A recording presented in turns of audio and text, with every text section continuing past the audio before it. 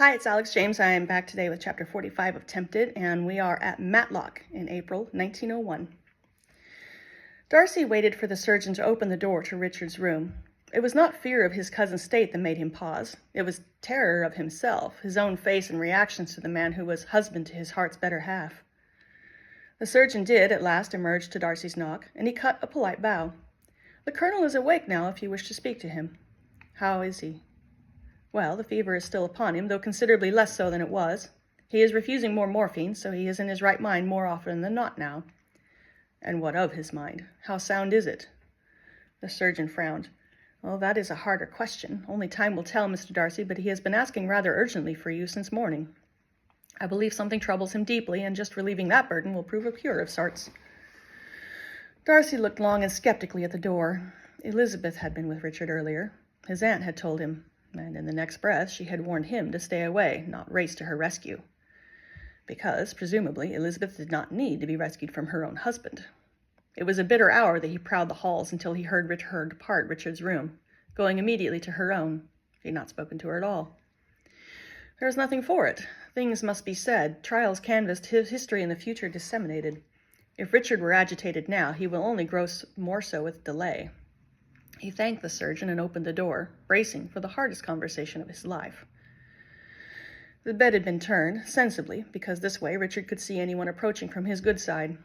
Darcy wondered if that was Elizabeth's suggestion, for surely the Earl would not think to disrupt the established order of the room for such a consideration. His cousin was propped up on a pillow and roused to full alertness at the sound of his footsteps. He grinned. "About time, old chap." Darcy lowered himself into a chair. "You look better than 12 hours ago. Feeling any stronger?" Richard tried to lever himself up higher, and the tension in his voice belied the ease of his expression of a moment ago. "Darcy, you have to help me get out of here. Reginald will never hear of it, but you have more sense. Every day I spend here, and every person who hears of my presence hastens my hanging." "Hanging?" Darcy gaped at him. "Then it is true. You were not a prisoner. You were running, a deserter." Richard's eye glittered in sudden fury. "How dare! Say that again, and I will club you in the mouth. If you were not a deserter, why are you in fear for your life?" Richard shifted and propped his arm up on the pillow. "Because they think I'm a traitor. I'm not, Darcy, but if caught, I would not give 2 bits for my life." "But why?" "Kitchener and his camps." Richard sighed and rubbed his forehead. "During the ambush at Rudaball, I took some shrapnel to the eye. When the Boers ranged the field the next morning, I was unconscious from pain, covered in blood and filth, and would likely have died of infection in a day or 2. A ranking officer, I shall not tell his name, had me taken to his tent and tended as one of his own men. The reason, he told me later, was because he had seen me during the battle trying to help my men above myself, and I suppose he thought my life worth sparing." "So he turned you, asked you to spy on your own countrymen." Richard snorted. "Adorable, Darcy, how simple you think everything is there. No, I was quite as much a prisoner as any other British soldier, but I was imprisoned alone for medical attention, sometimes eating at the table of my enemy. It took 2 months, but I fairly recovered and was about to be sent to the main prison camp. Then," an agonized sigh left him, "Robertson's men conducted a raid on the Boer settlement. They took everyone, women, children, elderly and infirm, rounded them up in a camp outside Pretoria, and sent word to the men that they could have their families back if they laid down their arms." Darcy stroked his jaw. "I heard about this. A dirty sort of leverage to capturing women and children." Richard grunted. "My Afrikaner benefactor was mad with rage and grief. His family were among those taken, and one night he marched up to me in a frenzy, demanding, not asking, but demanding, my help in freeing them, in exchange for my liberty. Of course I could not refuse, even if all I gained was a chance to run." "What did he expect you to do? Negotiate the release? Did he mean to trade you?" "Hardly. I'm not that valuable, and as I said, he was a high-ranking officer. His family would be the last released, and the first to be killed if Kitchener had pleased it so." "Good Lord," Darcy breathed. "Aye, we prayed that often. My friend, I suppose, for despite his personal beliefs, I found him to be an honorable chap, and a reasonable man, too. We shared more drinks than I ought to confess. He desired me to infiltrate the guard and effect the release of his wife Annie and his 4 children. To cut a long story excruciatingly short, I was successful, but I was seen and fired upon. They called me by name, Darcy, and a British corporal died in the escape. After that, I could not go back to my own ranks unless I bore my benefactor's head on a platter." He leaned his brow on his hand. "A thing I refused to do." "So where the devil have you been? All these months?" Skipping across Africa, more often than not begging help from traders and smugglers and trying to stay ahead of any British soldiers. And you could not have found a way to send word? We thought you dead. I even went to Pretoria looking for you. Richard lifted his head. You did. Of course you did. I oughtn't to be surprised. That's why, Darcy, if you ever think to ask me why I trust you with my life, or with hers— Before we speak of that, Darcy interrupted with a pained grimace, tell me how you got out of the country. Oh, as to that, the man I spoke of proved a resourceful ally. He tasked a commando and his forces with my safe extradition from South Africa. He saw me as far as Victoria Falls, and I was only shot at half a dozen times by my own countrymen. He snorted. I tell you, Darcy, nothing will dishearten you like that. A man starts to question everything. Such as? Richard covered his mouth and heaved a broken sigh. Do you know how long those horses last there? Within a month, most of them are dead. Every bloody one of those noble animals I uprooted from the States lies somewhere out on the Transvaal, little more than bleached bones now. You think that does not crush a man, seeing those poor beasts suffer and knowing you were the cause of it? Try watching soldiers in your company, mere boys most of them, sweating out the last of their life's strength in a delusional nightmare with no possible cure. Or seeing the man beside you drop mid-sentence with a sniper's bullet in his back, all for a strip of land that happens to be beneficial for trade.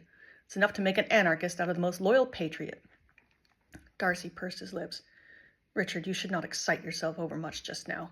Excite myself? These sentiments are hardly fresh, he retorted bitterly.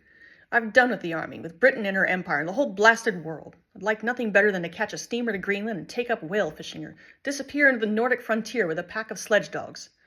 Some place I will never be seen again. It's just— Well, I suppose I have Elizabeth to think of. I wonder if she would care for Switzerland. Darcy's gaze dropped to the floor, and he raked fingers into his hair. Richard, I cannot advise. You must have got to know her by now. Bully of a girl, isn't she? Darcy's voice refused to cooperate. He opened his mouth and only succeeded in blinking at the whiteness of the window as his eyes blurred, and his throat ran hot and useless. Did she tell you how we met? A bit of her story? Darcy groaned out an approximation of a response and managed to nod. Everything. Richard's face brightened in relief. I know it is strange, marrying a girl in a moment like that, but I figured I would never regret it. Anyway, I honestly thought she would do well enough after I left. She told me a bit earlier about why she had to leave. Do you know, she said she wrote to me, but I never got the letter. They must have opened it after I had to run, hoping to find me that way, I suppose.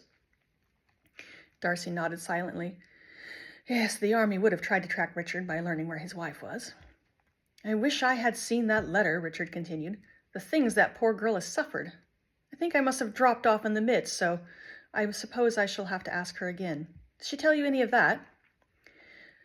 I know all about her, even how soft she was in his arms, the way her lips seemed deformed for his own, how she knew his most private of thoughts, and how she could light up a room with one of her saucy quips, or give rest to a stricken soul with the barest caress. You probably know my wife better than I do. Richard craned his neck as if to stretch it, then gazed up at the ceiling. Won't be an easy life for her, he confessed soberly. She cannot go back to America, and I'm not safe anywhere in the Empire. Tell me honestly, Darcy, can she do it? What is your feeling on the matter? You know, a wife was the last complication I expected, but I cannot very well leave her. And to be perfectly honest, well, a man wants a woman to cradle his head from time to time, and she will make a damn fine wife. By the by, did you ever marry Anne? Darcy shook his head, and his voice emerged as a rough, fragile thing. Richard, these questions of yours, I'm not qualified to answer them. But you will help me, won't you? Before you run to my brother and it becomes a family brouhaha, I mean, let me quietly kiss my mother and board a train for the coast before anyone comes looking for me. What, and send Elizabeth when you have settled? Darcy snapped in agitation. No, I rather hoped she would come with me. Only makes sense, after all. You have all sheltered her long enough, and I'm grateful for it, but Darcy jerked in his chair and paced away. You can barely sit up in your bed. Heaven only knows if any of what you are telling me is true or the result of some fevered hallucination. Richard's countenance flashed in dismay, and his lip curled. Does this look like a hallucination? He barked, stabbing a finger at the bandaged orb where his left eye had once been. What about this? He jerked down the front of his nightshirt, exposing more shrapnel scars, slashes that looked like razor cuts, and one gnarled pit in his shoulder. That is an English bullet there, Darcy. Still buried under my collarbone, and it aches like the devil whenever the rain comes. Does that look like a hallucination to you? You're only proving my point. You are so battered in body and spirit, I would not trust you to walk across the house, let alone board a ship. You expect me to help you strike out on your own? Take her off on some misadventure on the far side of the globe where neither of you will ever be seen or heard from again? Insupportable. I asked you to help save my life, Darcy. Thought that might mean something to you. Darcy clenched his fist, his shoulders bunched, and 100 protestations and accusations boiling in his breast. More than you will ever understand, but helping you leave. He shook his head and turned around, crossing his arms. There must be another way. Well, there is, if you happen to be good friends with King Edward. No? Well, then for God's sake, man, do me this one last service. Or if you will not do it for me, for all the old days between us, do it for her. Darcy looked over his shoulder. You mistake me. She is the reason for my refusal. Then you are a witless pig. I thought better of you, Darcy. I looked for you to be the one man I could trust who might think of my best interests instead of his own. And you think dragging a woman you scarcely know around the world, always hiding and living in hardship, subjecting her to the worst kind of uncertainty and loneliness, the best answer? I would protect her, Richard muttered defensively. Besides, she's tougher than you know. Darcy rounded on his cousin and set his fists on the edge of the bed, staring down into the face of the man dearer to him than life. I know precisely how strong she is, and I know it would not be you protecting her, but the reverse. You have no business asking it of her. What do you expect me to do? Leave her here? Fine thing that would be. Darcy stood back. He was panting, his blood coursing hot through his limbs and, unfortunately, his tongue. What were you going to do if we had never found you? Disappear forever with no one the wiser? You did not mean to look for your wife, I warrant. Richard frowned. No, but I did not know she was in trouble. She was not until you overturned her life again and started blabbering about dragging her off to parts unknown. Better for her if you had remained dead. Richard's face purpled, and an obvious wave of enraged dizziness overcame him. Darcy would have felt wretched for it, except he was already on his way out when the door was slamming behind him. Ouch. Well, back next time with Chapter 46.